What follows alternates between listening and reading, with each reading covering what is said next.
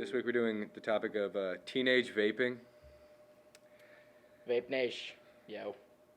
Vaping is definitely rising in popularity in high schools, in teens too. They see the one thing that I feel like I could speak for us because we're in this specific age group.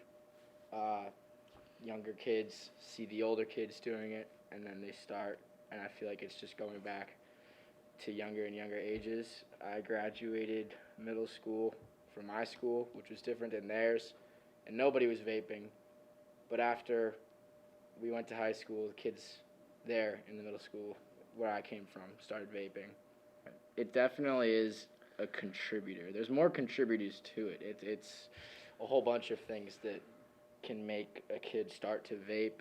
Back in like 2017, Juul was a popular company that came out selling reusable vapes with the ability to put nicotine cartridges in it, and you can just use it over and over again by getting new pods. And I feel like that was made very accessible to younger kids. It was designed for cigarette smokers to have a healthier alternative to smoking cigarettes. It was made out to be safer and better, so kids, I guess, it's possible that kids could have thought, oh, well, now I can skip the cigarettes and just go right to smoking e-cigarettes. Here, move over here. Are we all in frame, Danny? So are we sticking with the same topic of like why it got popular? Because I have some thoughts to add.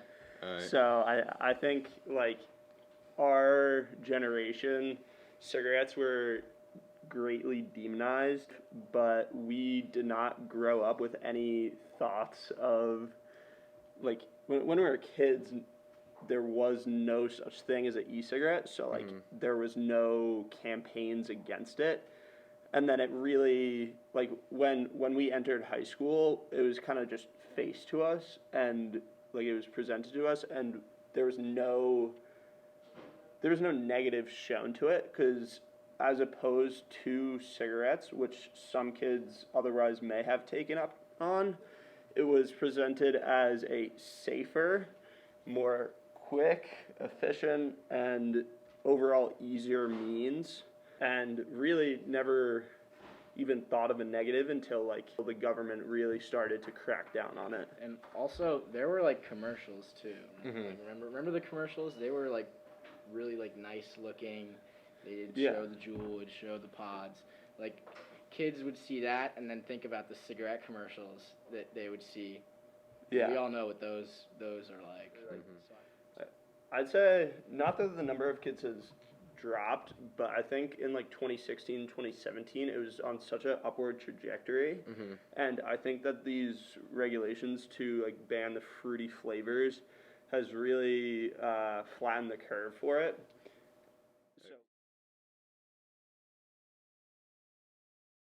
Do you think it's too easy for teens to acquire vapes? Yes, I do. Yes, Why do you think this? because you don't need an ID. Man, they way too easy, man. Yes.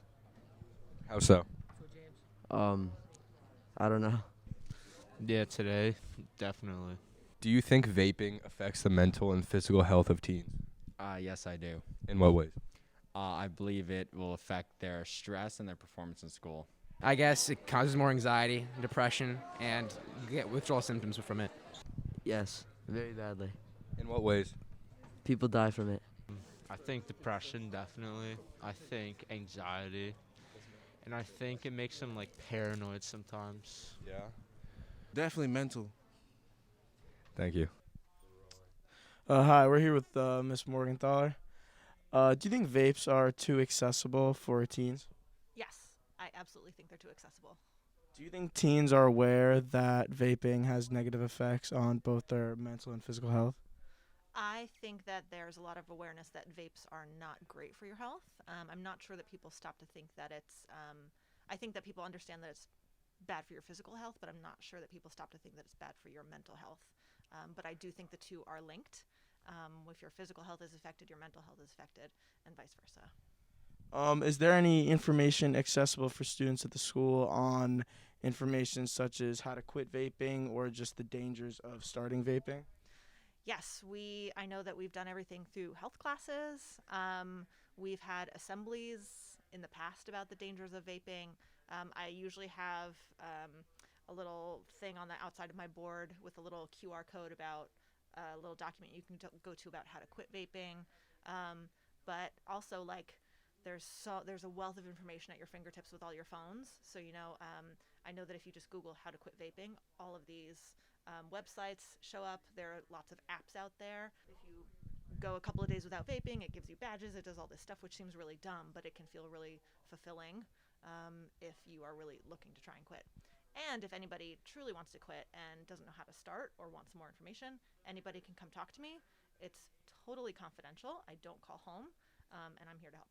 I was just going to ask if you could say one thing to a student who is contemplating quitting vaping or starting vaping, what would you say? Don't. Nicotine is one of the most addictive substances out there in terms of your brain health.